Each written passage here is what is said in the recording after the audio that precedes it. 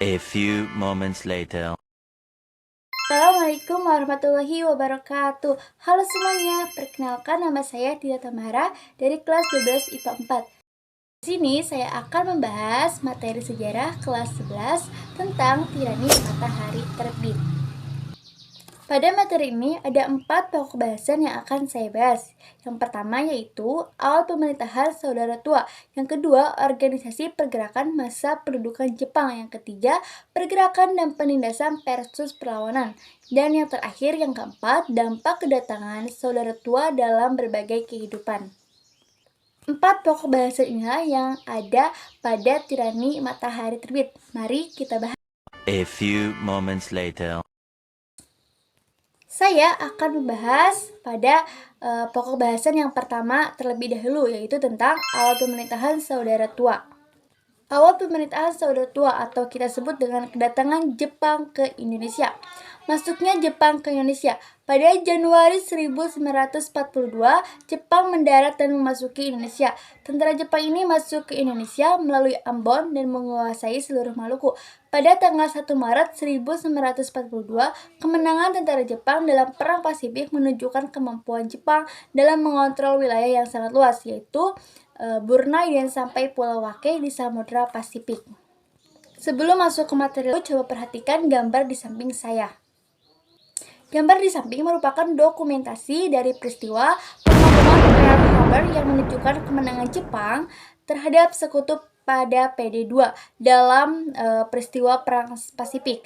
Peristiwa itu telah membuka jalan bagi Jepang untuk memasuki negara di Asia, termasuk Indonesia. Perlu dipahami bahwa rentetan kemenangan yang dicapai tentara Jepang sejak meluncurkan Perang Pasifik membuka pintu bagi mereka untuk menduduki tanah Hindia Belanda. Kedatangan saudara tua, sebagaimana Jepang menyebut dirinya, mula-mula disambut dengan penuh harapan, tetapi kemudian mengecewakan rakyat. Walaupun demikian, pendudukan Jepang membuka sejarah baru bagi Indonesia. Nah, kita awali daripada selamat datang saudara tua atau sambutan rakyat Indonesia. Kedatangan Jepang di Indonesia pada awalnya disambut dengan senang hati oleh rakyat Indonesia. Jepang dilulukan sebagai saudara tua yang dipandang dapat membebaskan dari kekuasaan Belanda, di mana pada saat itu terdengar ucapan banzai-banzai. Jika diartikan dalam bahasa Indonesia berarti selamat datang, selamat datang. Simpati dan dukungan rakyat Indonesia itu nampaknya juga karena perilaku Jepang yang sangat membenci Belanda. Di samping itu, diperkuat juga dengan berkembangnya kepercayaan tentang ramalan Jayabaya. Nah, itu adalah langkah-langkah yang pertama kali dilakukan Jepang untuk menarik simpati dan dukungan dari masyarakat Indonesia.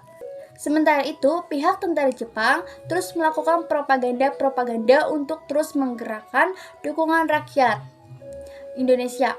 Setiap kali Radio Tokyo memperdengarkan lagu Indonesia Raya di samping lagu Kimi Gayo. Bendera yang berwarna merah putih juga boleh dikibarkan berdampingan dengan bendera Jepang Hinomanu. Selesai.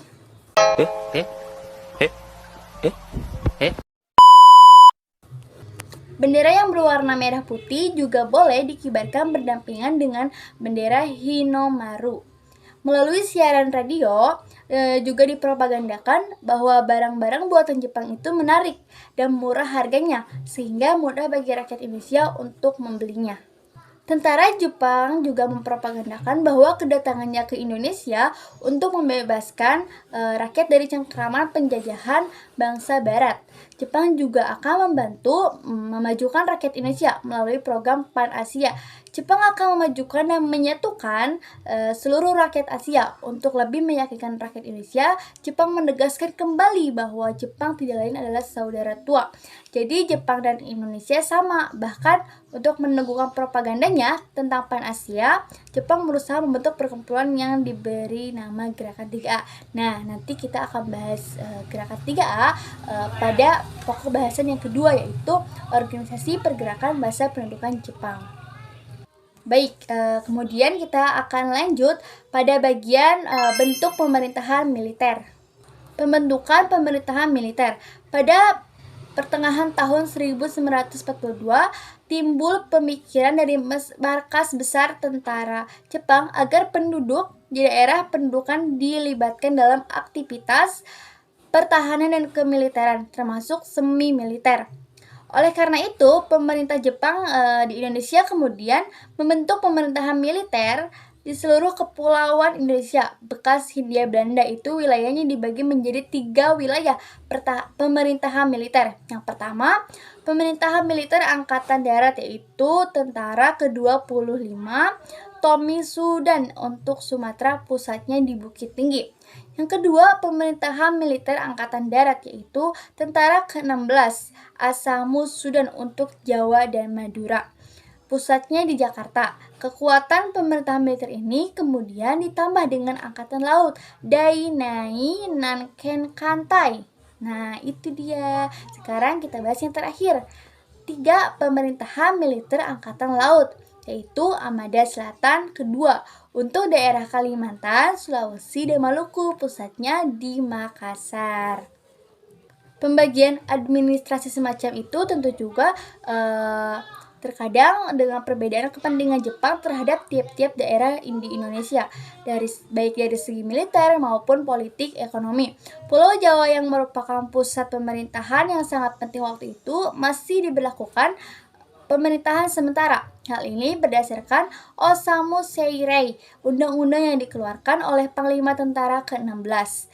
Di dalam pemerintahan itu, Jepang juga membentuk kesatuan kompetai polisi militer. Di samping susunan pemerintahan tersebut, juga ditetapkan lagu kebangsaan yang boleh diperdengarkan hanyalah Kimi Gayo. Padahal sebelum tentara Jepang datang ke Indonesia, lagu Indonesia Raya sering diperdengarkan di tiap Tokyo.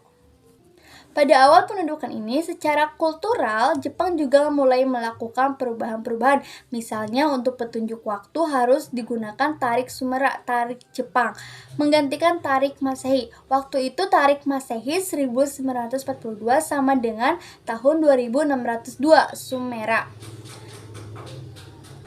Setiap tahun, mulai tahun 1942, rakyat Indonesia harus merayakan Hari Raya Tenchosetsu, hari raya lahirnya Kaisar Hirohito.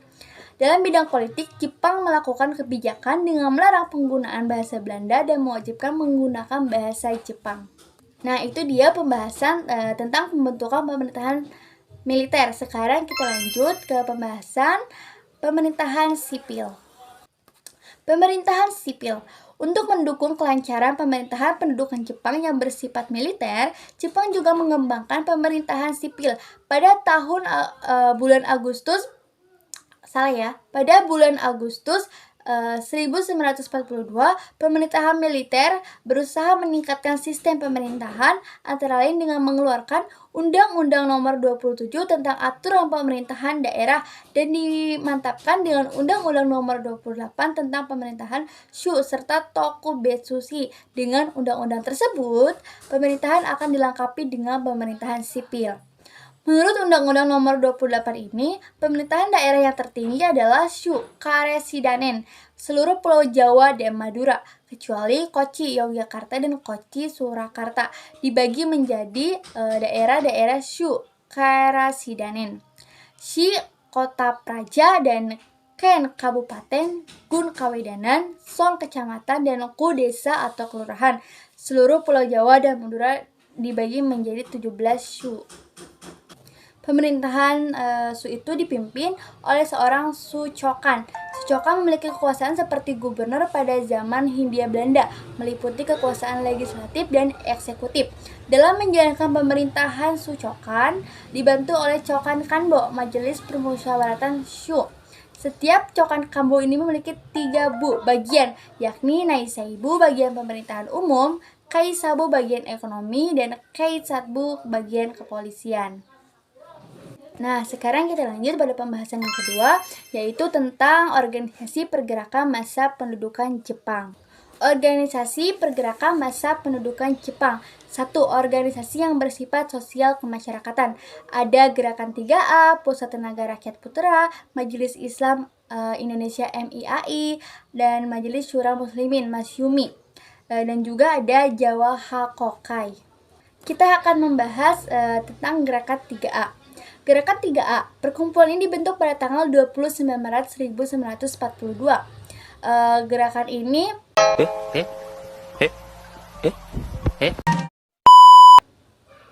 pelopor gerakan 3A yaitu Shimizu Hitoshi.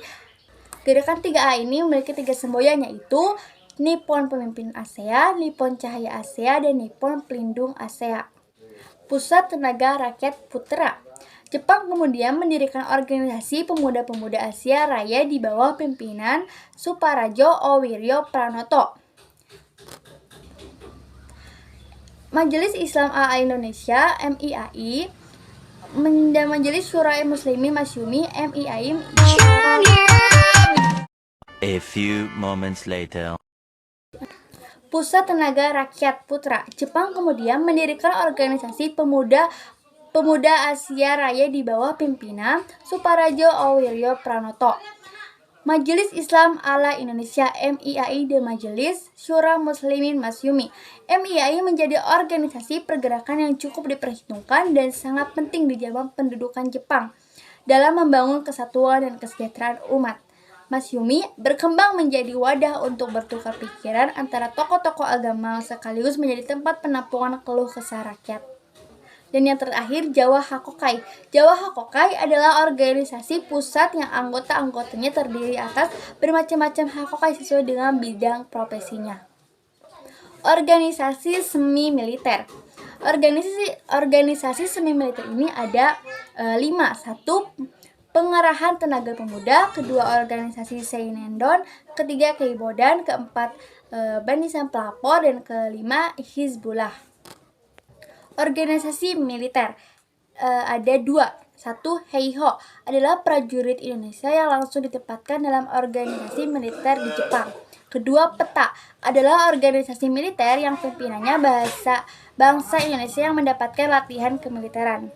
Nah, sekarang kita lanjut lagi kepada pembahasan yang ketiga yaitu pengerahan dan penindasan kasus versus perlawanan. Nah, sekarang kita lanjut lagi pada pembahasan yang ketiga yaitu pengerahan dan penindasan versus perlawanan. 1. Ekonomi perang. Artinya, semua kekuatan ekonomi di Indonesia digali untuk menopang kegiatan perang. 2. Pengendalian di bidang pendidikan dan kebudayaan. Pemerintahan Jepang mulai membatasi kegiatan pendidikan, jumlah sekolah juga dikurangi secara drastis. Ketiga, pengerahan Romusa. Kekuatan yang dijadikan Romusa pada umumnya adalah rakyat yang bertenaga kasar. Pada awalnya, rakyat Indonesia melakukan tugas Romusa secara sukarela, sehingga Jepang tidak kesulitan dalam memperoleh tenaga. Keempat, Jepang melawan sang tirani. A. Aceh Angkatan Senjata. Salah satu perlawanan terhadap Jepang di Indonesia adalah perlawanan rakyat Aceh yang terjadi di Catpileng yang dipimpin oleh Abdul Jalil. B. Perlawanan di Singapura. Rakyat Singapura sangat benci terhadap pendudukan Jepang, apalagi ketika mengetahui perilaku pemerintah Jepang yang sangat kejam. C. Perlawanan di Indramayu. Para petani dan rakyat Indramayu pada umumnya sangat sengsara hidupnya. Jepang telah bertindak semena-mena terhadap para petani Indramayu. D. Rakyat Kalimantan angkat senjata. Salah satu perlawanan di Kalimantan adalah perlawanan yang dipimpin oleh Sang Suma, seorang pimpinan suku Dayak. E. Perlawanan rakyat Irian Barat. F. Peta di Blitar angkatan senjata. Dan yang akan kita bahas yang terakhir yaitu drama akhir sang tirani atau dampak kedatangan saudara tua dalam berbagai kehidupan. 1. Akibat pendudukan Jepang di Indonesia ada dalam bidang politik, keadaan sosial, budaya dan ekonomi, pendidikan, birokrasi dan militer.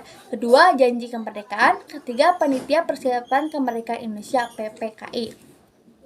Nah, ini adalah materi tentang tirani matahari terbit yang sudah saya bahas dan sudah saya jelaskan secara rinci dari keempat pokok bahasan yang ada pada materi tirani matahari terbit ini.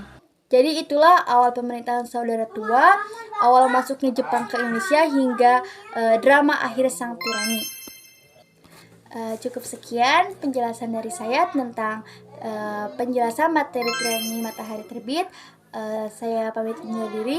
Wassalamualaikum warahmatullahi wabarakatuh.